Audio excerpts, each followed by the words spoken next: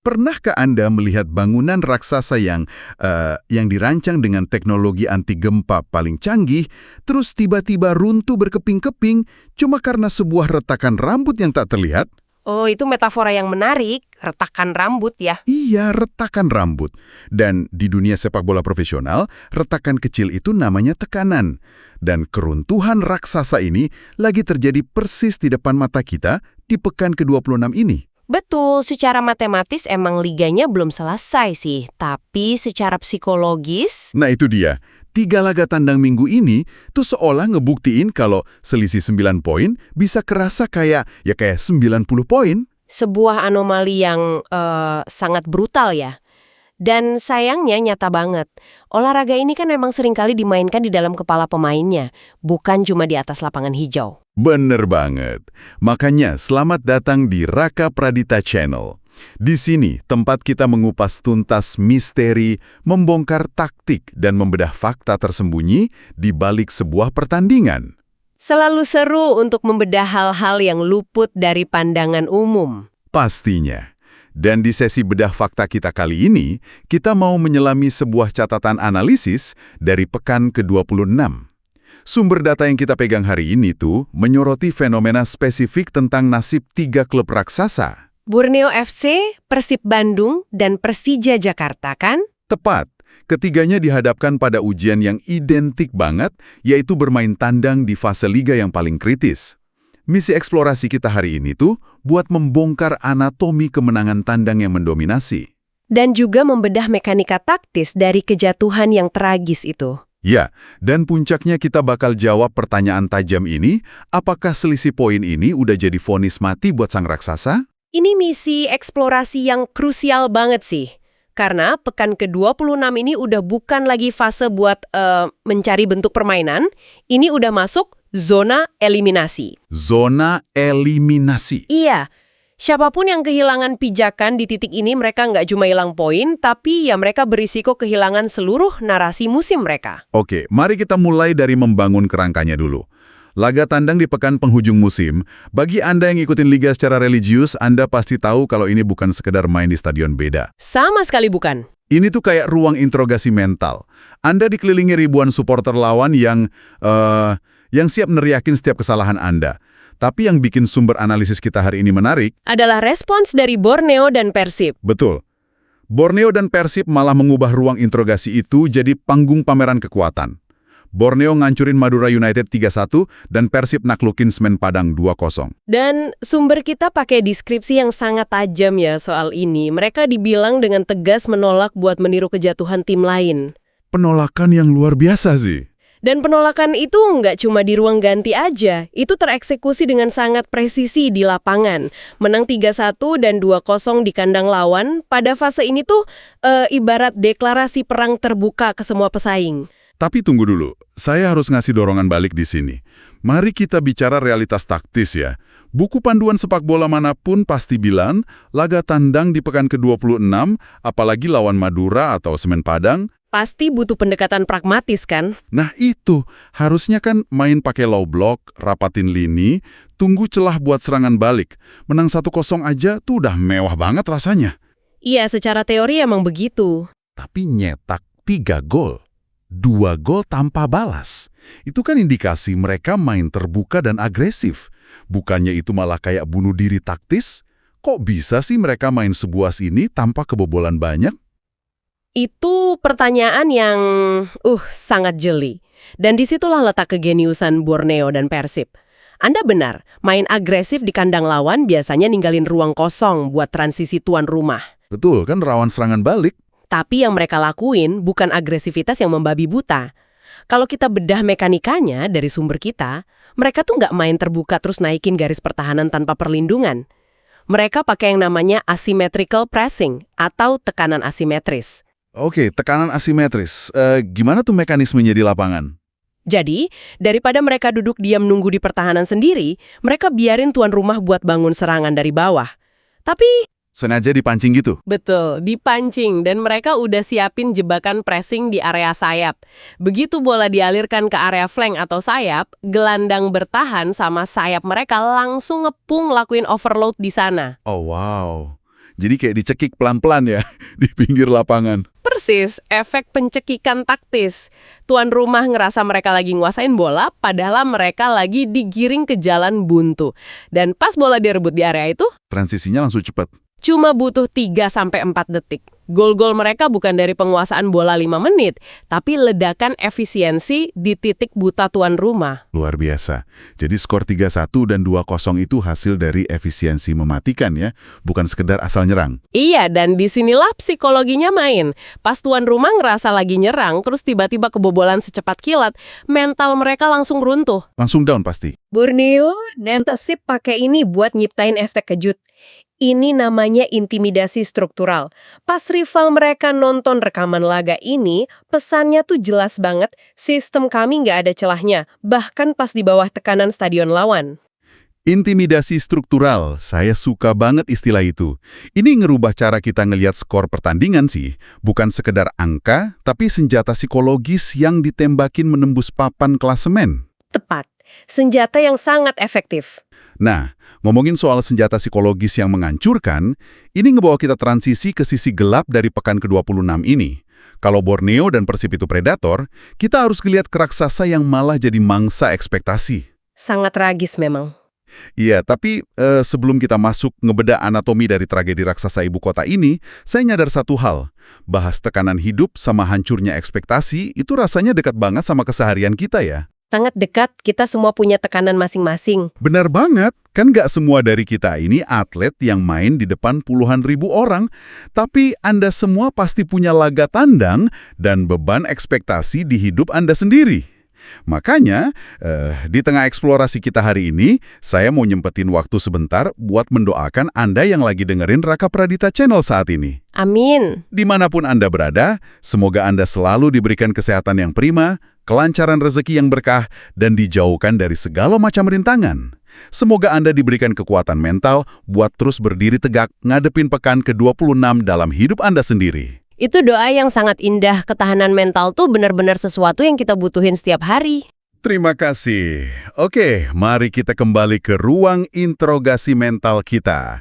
Berdasarkan teks sumber kita, di pekan yang sama pas rivalnya lagi pada pesta kemenangan di luar kandang, nasib nahas malah menimpa Persija Jakarta.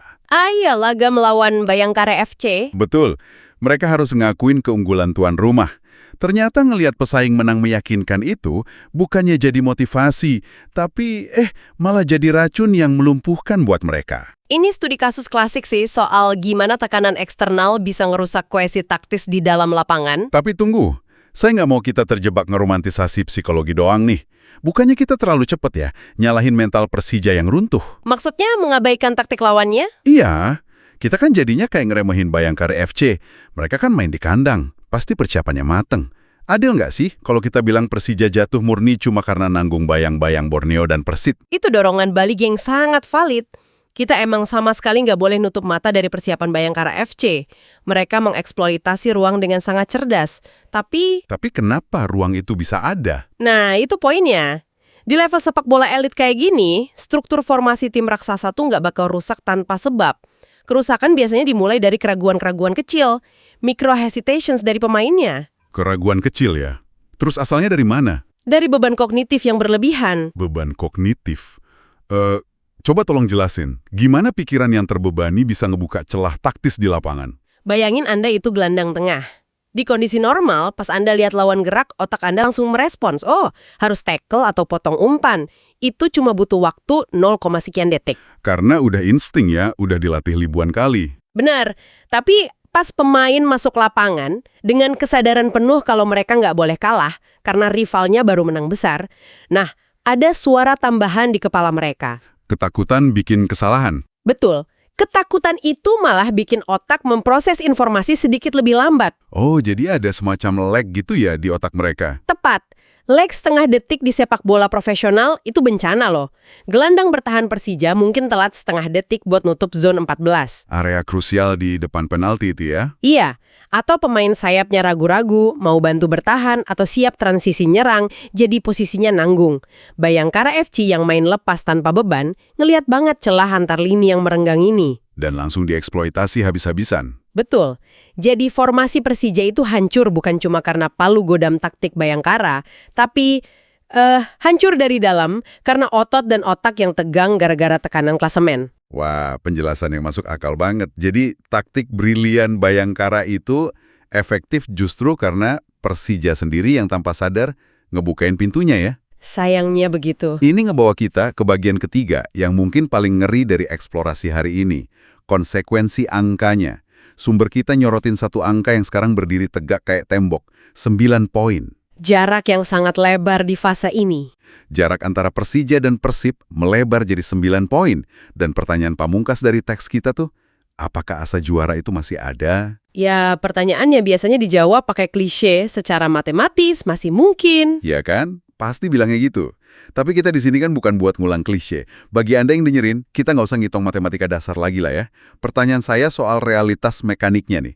Ngejar defisit 9 poin di pekan ke-26 itu ibarat main catur lawan Grandmaster, tapi Anda udah hilang ratu. Analogi yang sangat pas. Anda nggak bisa cuma main sempurna. Anda butuh musuh Anda ngelakuin blunder fatal. Berdasarkan analisis performa Borneo dan Persib, seberapa realistis saya ngarepin mereka kolaps barengan? Jujur aja, probabilitasnya sangat kecil secara statistik. Dan secara mekanis, itu rumit banget. Mengejar 9 poin di titik ini tuh nyiptain apa yang saya sebut paradoks taktis. Paradoks taktis? Gimana tuh maksudnya? Gini, pas Anda tertinggal 9 poin dan laga makin dikit, Anda udah nggak punya kemewahan buat main pragmatis. Anda dipaksa nyari kemenangan mutlak terus. Harus ambil risiko tinggi dong berarti? Betul. Naikin blok pertahanan, numpuk penyerang, korbanin keseimbangan. Tapi, justru pas Anda main hyper agresif karena putus asa, Oh, malah jadi rentan diserang balik sama tim papan bawah. tepat.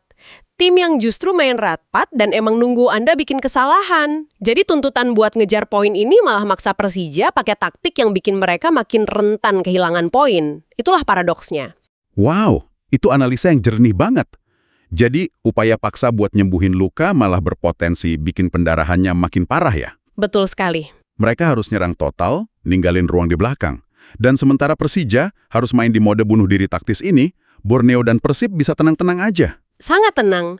Tim yang unggul 9 poin tuh punya kemewahan luar biasa. Mereka bisa ngontrol tempo. Kalau menit 70 masih imbang 0-0, mereka nggak usah panik. Tinggal nunggu lawan frustrasi ya. Iya, mereka nggak perlu maksa. Makanya jarang banget tim papan atas yang transisinya seefisien Borneo atau Persib. Tiba-tiba kalah 3 kali beruntun. Metrik expected goals atau XG mereka tuh nunjukin stabilitas. Kecuali ada force major kayak cedera massal gitu kali ya.